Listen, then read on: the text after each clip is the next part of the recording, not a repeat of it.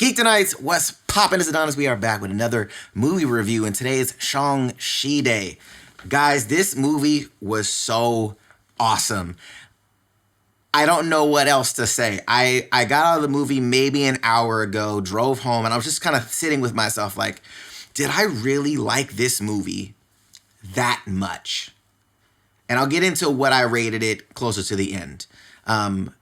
But man, we're going to talk about it. But I have a couple of notes below the camera here just so I don't forget things that I want to talk about. But this movie was directed by Destin Daniel Cretton. I hope I'm saying people's names right, just so if you guys are like, that's not how you say this person's name or that person's name, just know that I'm going to get them wrong. Cool? Awesome.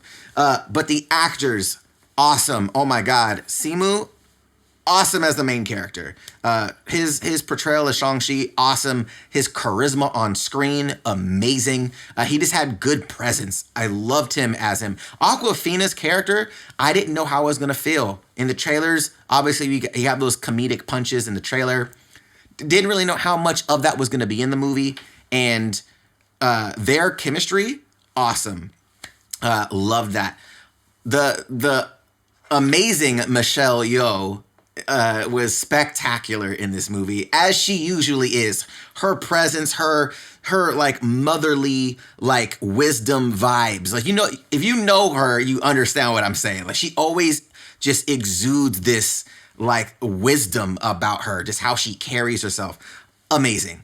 Tony Leung, incredible. His relationship, because I don't know who I think they addressed it in the trailer, but forgive me if they didn't. He is the father, and his relationship between his son and other people in the movie, awesome. Like, it's just it's such a powerful message, and the story is super unique. And then I'm gonna butcher this name, so I apologize. Meng'er Zhang. Oh my God! Like, she is super badass. Like, the level of badassery that she has in this is like, you know, when some people, they try to be badass and you could tell they're trying. It just didn't seem like she was trying. It was like, yeah, I'm that. I'm the shit. Just deal with it. That's what it felt like. And then, you know, we had a couple Easter eggs here and there. We'll get to the Easter eggs a little later. But the main cast was so good. The chemistry on screen was awesome. You could tell that everybody that was in this movie really gave a fuck. Like, that's what it felt like. It felt like everybody was focused, saying, this is what we're going to do. We're going to make something awesome. It just felt so cohesive. Pacing in this movie was spectacular. We don't really get into much action early on in the film, but because of the pacing, because of the story that they're telling, because of the chemistry with characters, it just carries it, and you don't even think about it. You're just like, man, this is dope. Awesome sequences. The majority of stuff that you've seen in the trailer, at least from the trailer that I've seen, is only like in the first act of the movie. Like, you're not even getting into the sauce. So there are some amazing sequences. So let's jump into the fight choreography, because honestly, when you're looking at fight choreography, this might take the cake. Yeah, like the fight choreography in this movie might be the best in the MCU, I think, period. Not just because it's heavy in martial arts, but even how they shoot it is really dope. A lot of the sequences feel one shot, like they're set up like a one shot. Really cool how they utilize certain camera movements. Love that. It seemed like some of the shots were undercranked, but it didn't seem too ridiculous, and it actually added to the level of speed, to the complexity of the choreography. It just felt so good. Yeah, and then some of the shots during the fight choreography, some of the silhouette moments and the backdrop that was there, it was so ridiculous, but it didn't go to like the crazy ridiculous. It felt grounded still in some moments, and then obviously it got into some of the lore of the characters and the story, and it made sense when you started to get some of the wire work stuff, and how they utilized the wire work was actually really it was really dope, and is extremely tasteful. So I like that a lot. Some of the Easter eggs, I'll give you one. If you're an anime fan, you're going to call it out immediately. There's a couple things that as anime fans, you're going to be like, oh my God, there was like two big ones Two big ones, and one of them is actually referenced by one of the characters in the film. So it's actually really dope. I was in heaven. I was like super excited about it. So yeah, I don't want to go too long on the rant of this, but this movie just felt so good. The story itself was wholesome. It didn't have the typical, main bad guy motivation. Marvel's been doing a really good job at setting up villains that have a purpose beyond just being, I want to take over the world. Really dope. How they set the lore up for that character. Awesome.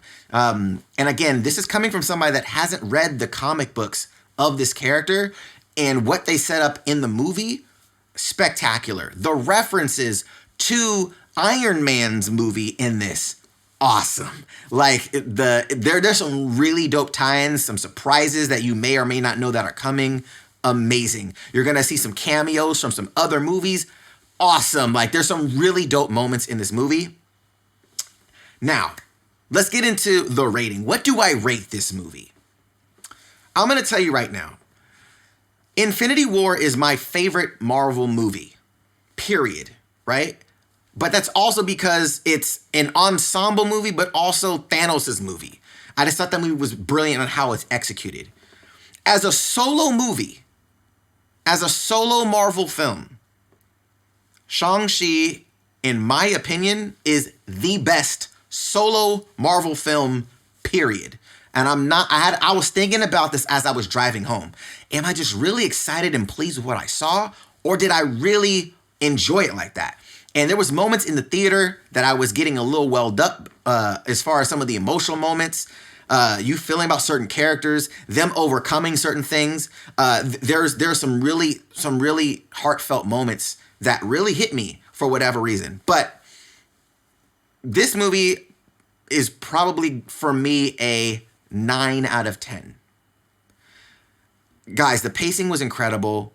Story was awesome. Acting was spectacular. The fighting sequences and how they were shot, I feel inspired by this movie. Awesome. Like super awesome. 9 out of 10 for me. Shang-Chi. If you guys haven't seen this movie, I highly recommend seeing it. I rarely tell people to go watch movies. This movie just feels special. It feels purposeful. Now, we're going to go into some spoilers because of post-credit scenes. So, if you guys like this, smack the like, smack subscribe for more reviews on whatever. But we're going to get into just the post-credit scene because we have to talk about that. We have to talk about the post-credit scene. So, I'm giving you guys an out right now. We're going to talk about the post-credit scene. Here we go. Post-credit scene, awesome. Having Bruce not in his Hulk form. He's in Bruce form. He is Bruce. We have Bruce, Captain Marvel, and I keep forgetting the guy's name. You guys know what I'm talking about. That sequence was awesome, giving some more lore to the rings. Yo, we all felt this energy happen when you use them. And I'm thinking that's when he activated the whole gold on them, because they were blue when his dad was using them, right? So I think when he did that explosion, when he exploded the dragon, I think that's what set them off. But they said this predates. So I think these, because they're not vibranium, they're not of anything that they have knowledge of, I think this ties directly into Eternals. This could be something from a Celestial. This could be something from the Eternals, from their race.